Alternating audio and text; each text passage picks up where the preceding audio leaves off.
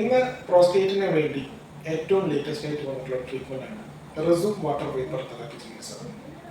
ഈ resume water vapour therapy ചികിത്സയിൽ operation കൂടാതെ പ്രോസ്റ്റേറ്റിലേക്ക് റെസ്യൂം ഡെലിവറി ഡിവൈസും വഴി നീരാവി കടത്തിവിട്ട് പ്രോസ്റ്റേറ്റിനെ ചുരുക്കുന്ന ഒരു പ്രക്രിയയാണ്. ഇതുമൂലം രോഗിക്ക് പ്രോസ്റ്റേറ്റ് കൊണ്ട് ഉണ്ടാകുന്ന തടസ്സം മാറുകയും മൂത്രം പൂർവ്വസ്ഥിതിയിലേക്ക് നല്ല നീരൊഴുക്കോടുകൂടി പോവുകയും ചെയ്യും.